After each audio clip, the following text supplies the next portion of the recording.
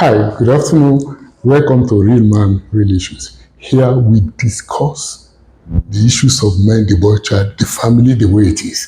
And this afternoon, I'm with a mentor, I'm with a benefactor, a professor of theology, someone who had preached before the president and he doesn't like all the adulations. I'm so close to him, I know. And over a period of time, we have come together to look at the issues of men in our society. His name is Professor Nathan Hussein Chiroma. Welcome, sir. Thank you so much, and thank you for having me, where we can discuss real men, real issues. Thank you. Welcome to the Catalyst Men Network International platform. Do you have any addiction, Prof? Yes, I do have addiction. I'm addicted to coffee. I used to take almost 8 cups a day, and then my doctors recommend that I reduce. So I do 4 now. And sometimes when I don't, I feel like my life is falling apart. So that's my addiction. Wow. Now, I need to ask you, if you have a son who is addicted to coffee, how do you think family can navigate it, especially given all the impacts of addiction? Yeah, and I'm glad that we use the word family. So yes, as a family, we all have our struggles, we all have our addictions. If I have a son who is addicted to coffee, we're going to sit down and have a conversation. You know, sometimes you ask for me, what is the foundation? Why did I get addicted to coffee?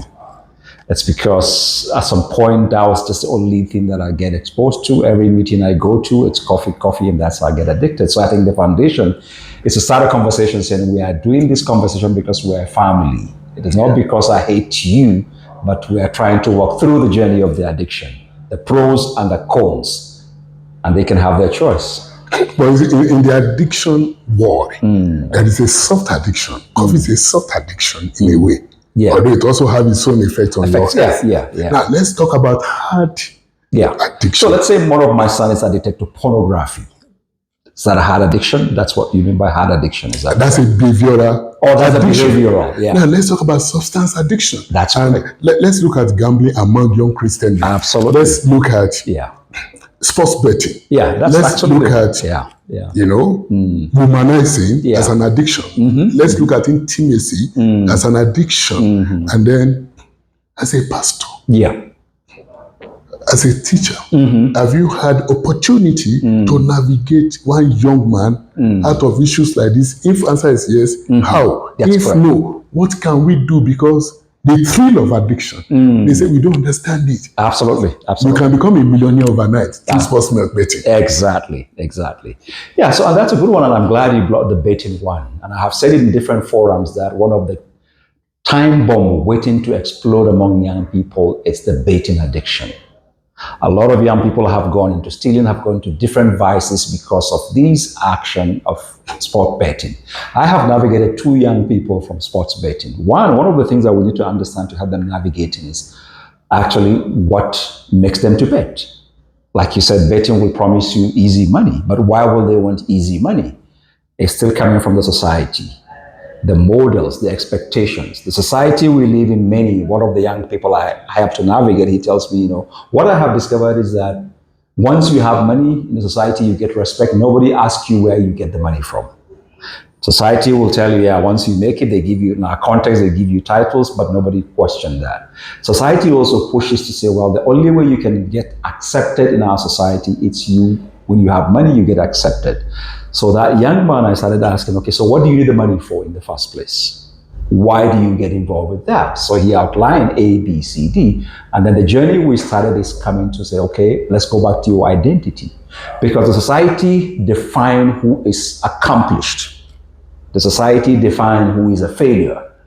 So for him, the gambling addiction is just the betting addiction is because he wants to meet up. That my uncle that says he is here, I want to compete with him. That my friend, I want to compete with him.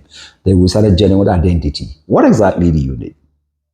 And are there other ways you can start? It was a big struggle, but we had to go line by line, day by day, to realize that actually what it means to be successful in life is not about money.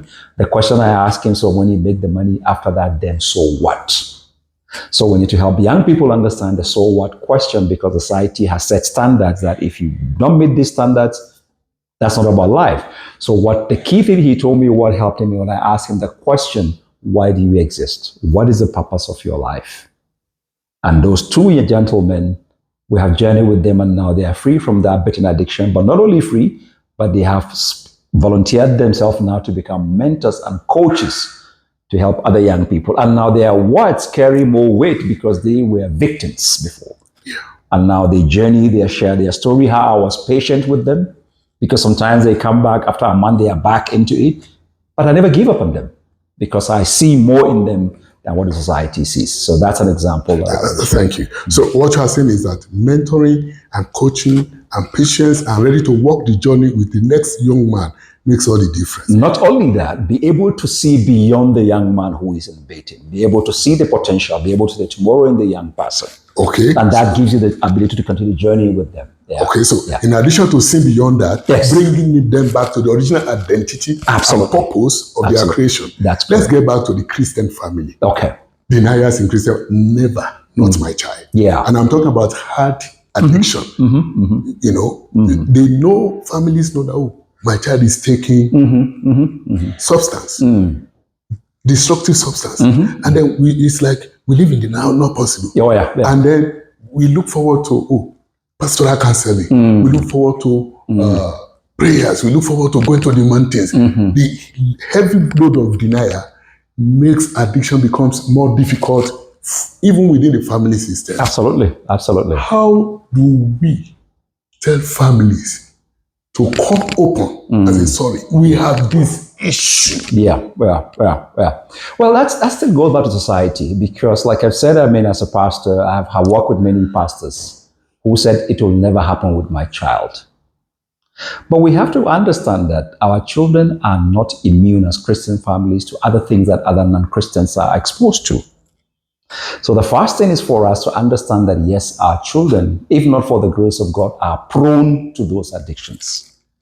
But also, one of the things that makes the denial for many Christian families is that we are so far away with our social involvement of our children that we are so much concerned about the spiritual aspect. And the young people know how to pretend. They can do whatever you want them to do at the end of the day, but once they, like you said, cases where they are living in your house, they dress nicely, the moment they get to the gate, they remove the clothes and put something else. But if we have open and honest conversations, I'm a father of 2 boys, adult boys, and I told them, look, you can talk to me about anything. So, and then for the unfortunate thing for us as Christian families, like you said, behind every bush, we go looking after the devil and we go for pastoral counseling. But the same people who God has given the power, ability to able to do the mental health counseling outside of the spiritual realm, it's God that gives them wisdom. So that denial aspect of it, we are denying the fact that we don't live in the real world. The same movies, your mall that non-believers go to hang out is the same mall that your Christian family goes to hang out.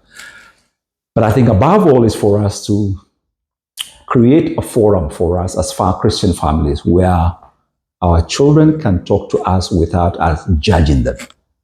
Our children can talk to us freely, understanding that we are there for them.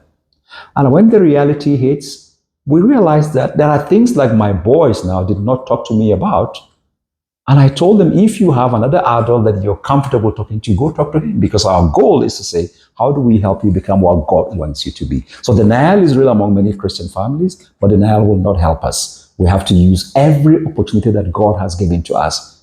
Prayer, spiritual counseling, mental health, get specialists also in that area who will be able to help us in that journey. How about cultural shame? My son has a pastor. My son has a deacon. He's into drugs. How would they hear it? And the thing gets deeper and cuts deeper within the family system. And I'm just using the pastor as an archetype. The same within the Christian family. How do we get family to know it's not even a thing of shame to see a professional? But you see, that's what we're saying culturally. We have been made to think that if you see a professional, it's a sign of weakness.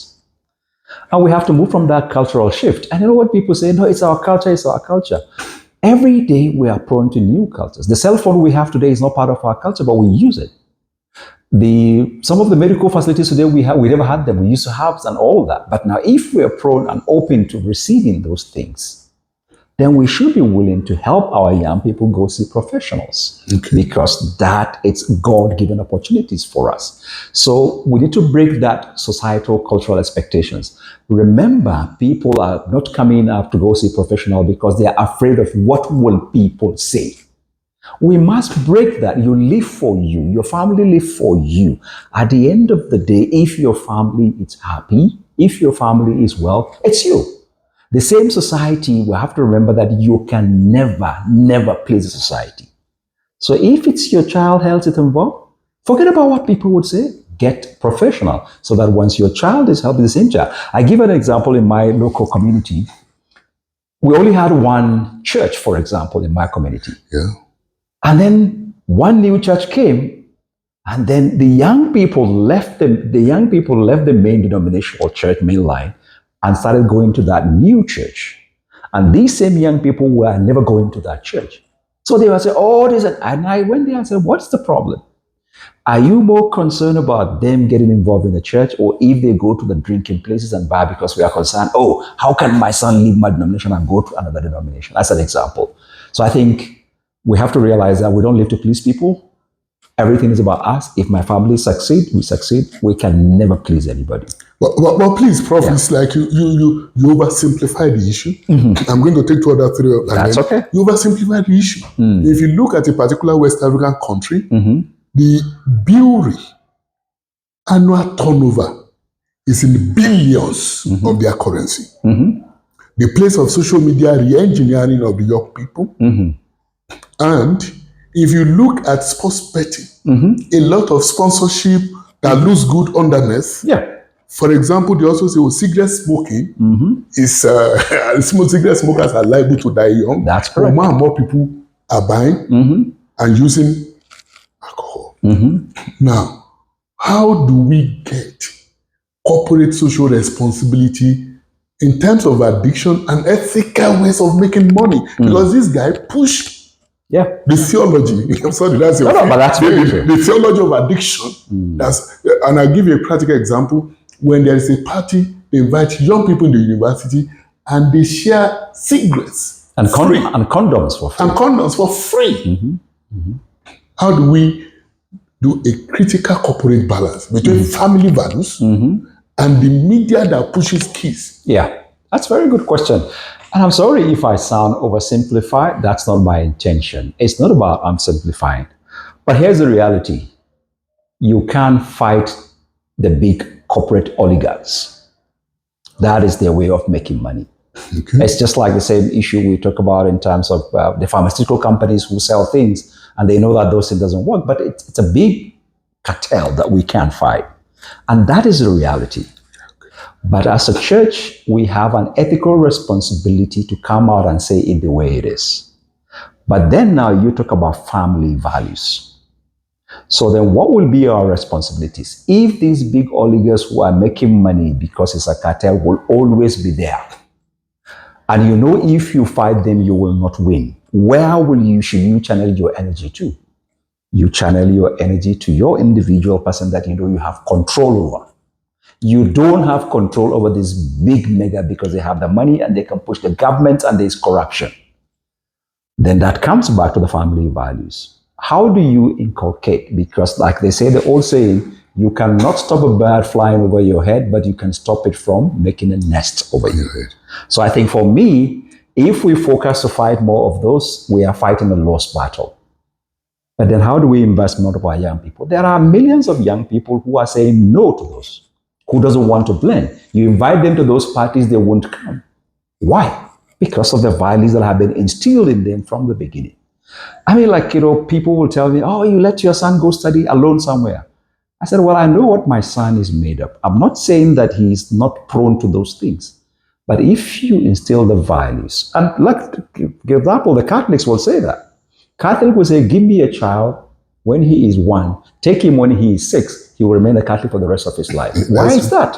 Value installation. Value installation. So that's saying, let's invest where it counts, where we have control. These young people, as a family, how much time do we spend to instill those values of our kids that even if they are not there with us? I give you a good example. Many years ago when I was a pastor in Nigeria, I went to the UK. There was a girl who was just 17, and her parents sent her to study in the UK. They rented a 2-bedroom apartment for her. Now people were, oh, what happened? What happened? What happened? They said, no, we know our daughter. So I went to visit because their parents were members of my church. So when I was in the UK for the conference, I went to visit her. And when she was seeing me off, her Indian next door neighbor stood and said, who are you? I said, well, I'm a pastor. He said, well, this girl has been there for the last 1 year. You are the first man we have ever seen her brought to this compound. Wow. So if that can happen, if we invest in the right one, we are able to get somewhere. But if we focus on those big companies, we are fighting a lose battle, my brother. Okay. I'm going to be asking you one word answer. Yep. How is your dad? Your own dad, how is he? He's getting there. I just want one word. Getting there. That's the 2 words. Oh, that's 2 words. Healing. What one word describes your dad for you? Mentor. What one value describes your dad for you? Respect. What one word will your son say about you? Mentor. And for you, your family, because you spoke a lot about the family system. And I know there's so many family values, but in one word, what is that value that drives your own nuclear family? Human dignity. Dignity. Dignity. Dignity. Respect for self. Absolutely. Self and for others. Now, we come back to this family, and the big elephant in the room for every family this day is screen addiction.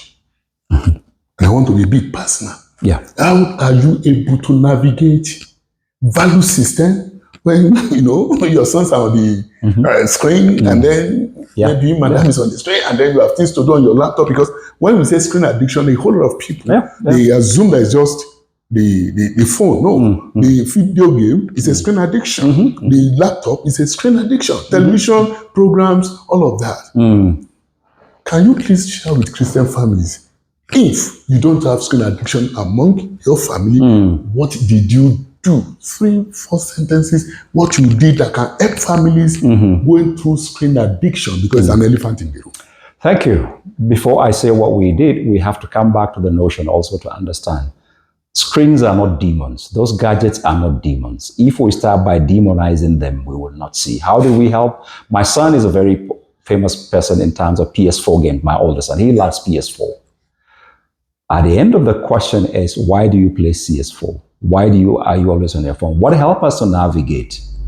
Can we also use those things they use in terms of time frame? Yes, we have control time, but can we also, for example, in our devotion, we don't carry the hard Bible, we use the Bible app, and everybody on his tool say, okay, today is your time to share with us. They use their phone to do that. So, but part of the value, like I said, respect human dignity. The question I ask, if I am talking to you, you're on your phone, is that a sign of respect? So let's come together as a family. Can we set what we call ground rules? The ground rules are there not because we don't like each other, but because of the value that every person has dignity. Once we are eating, no gadgets. Once you leave your office, except it's extremely important, you don't. I mean, like mostly when I was in Kenya, for example, I leave my laptop in the office. I never go home with my laptop. And I don't put my work email on my phone. No. So, but we started those ground rules, not just because, there's what we call prohibition. Yeah. They are not prohibition, but rather they are for protection. So when you prohibit, you provide. So if we said, okay, what are the ground rules for not to be addicted to screen? What do we do in place of that? You have time for your chores. You have time for communication. You have time for that. At the end of the day, you set it. How many times you want to spend an hour? And then when there are people coming to visit, you have to leave the screen, because we believe that we value people. The way you value people with their dignity is that. So it's a prohibition, but with provision. Okay. That's how we navigated it. A prohibition with a provision. I like that. That's and right. Yeah. My last question was about on addiction. That's okay. Men, multiple intimate partners addiction, both in church and outside the church. We preach monogamy, but in practice, a whole lot of men are addicted to multiple concubines. Yeah. Yeah, okay, even in the UK, they call it trophy wives. Yeah. That kind of thing. Now, how do we navigate? Because most of the time I keep, in my 14 years of ministry, I've seen men who come, so I really don't want to do it. But in my office, this person cares. In my and I say, I'm sorry, I don't want to sound like I'm judging you. I got you. It's an excuse. Yeah. But the reality out there is that someone needs to get a job or needs to get a promotion, and then there's an opportunity for multiple intimate partners. Addiction. Got you. How should men, how should we, because I'm also using this thing, navigate the addiction of multiple women, multiple intimacy bed that is very rampant among men? Who's to blame? Women seducing us, men luring them. All right, that's a very good question. And like I've said, I'm talking now to Christian men. I'm talking to Christian men, including myself. We are prone to that. One of the great things I like about my grandfather, who died a Muslim, was never a Christian. And I visited him last when I was just 10 years old. But in our culture, your grandson is like a playmate. You play, you can joke and do that. Yeah. One thing he was taking me to the river. I said, young man, you are still 10 years old. And this happened in 1979. I still remember this. Say you're just 10 years old. But remember, he was he was polygamous. Because Islam allowed polygamy. He said, Lord, I know you Christians believe in one wife, but hear this. When you get married, you will still see other beautiful women outside. But every time you see, remind yourself, mine, he said it in our language, but the translation is that mine too is beautiful. Say it in your language so that we can hear it. Kalip Name. Okay. Kalip Name. And which language is that? That is Jakawa language. So it reminds you, say, when I see that woman, oh yeah, mine is also. So nobody is immune to temptation. And that's what I said. We don't fall into temptation. We slide into temptation when it comes to this issue of multiple partners. We slide, we don't fall. What does that mean? It's not something multiple partner, you wake up today, you see that girl and then you go into it. It's a process. So what will I advise men? Be accountable to somebody. I have a mentor now who we have journeyed for almost 30 years now. The first time we meet every month, the question he asked me, how are you treating your wife? And I know I'm expecting that question every month. And I know that I gave my wife my word. And now if our value is dignity, the question I ask the man is, if you find your wife doing the same thing you are doing, how will you feel? So for us men, we think we have the right, we have the audacity because we are the men, we can do it, and let our women don't do it. So yes, we are prone to all those temptations around there. But you made a commitment, not only a commitment, but it's the respect and the dignity of the woman you have. Yes, we have temptation, but like I said, be accountable to somebody. One of the problems with us men is we're not accountable to anybody when it's come to our marital life. We feel we have arrived, we can do whatever we want. When we meet as men, we talk about football, we talk about Chelsea, we talk about all that. But have you ever had men talking, hey, how is this marriage thing going? How am I dealing with my wife? If you don't have that person that you can be able to honor, when you're sliding, there is every tendency somebody can hold you, you don't fall. But when you're falling, you're already down. So to avoid that, you need to have those people, two people who will always be there to say, hey, Pastor Dio, there's this woman that came to my office, though. She's looking very attractive. This is what she's offering. Can you hold me accountable? When next we meet, Pastor Dio, you ask me, hey, Nathan, that thing you told me about that woman, how is it? And I know we are journeying together. We will not tell each other lie. And that can help us in terms of that. Okay, thank you so much. We're talking to Professor Nathan Chiroma, the principal of ACT, African College of Theology. He's a man who has values, solid Christian values. Before I ask him, to share his last word, I just want to ask you, how did you navigate temptation? As somebody who is supervising female master's degree, how did you navigate sexual temptation in South Africa, where you study and the culture is a bit permissive? How do you navigate your experiences in Kenya? And I also know you travel worldwide, you just back from Norway, where temptation thrives in secrecy. Oh, absolutely. My wife is not there, my mentor is not there. Alone in a hotel. And the only we are lodging in the hotel, and the weather is so cold, the weather is for two. And then how, personally, do you navigate it so that men can learn, and then you can take your last word for the Christian out there who is struggling with addiction? Absolutely. Let me tell you a true life story. When I was a pastor, a lady walked into my office and said, well, I just want to have sex with you. For real? For real, yes. She said, I admire you, and more so, you don't even put a wedding ring. And then in South Africa also, a lady said, but I like you. I said, but no. I said, well, okay. That lady that came to me and said, we can have sex. I said, that's okay, we can have sex. As long as we can go have sex where God will not see us. That was my answer. It sounds simplistic, but how am I navigating that? Is still through the person I'm accountable to as my mentor. That's one. Two, of course, like I've said, the Bible says, do unto others as you expect others to do to you. Marriage is not a contract, it's a covenant relationship.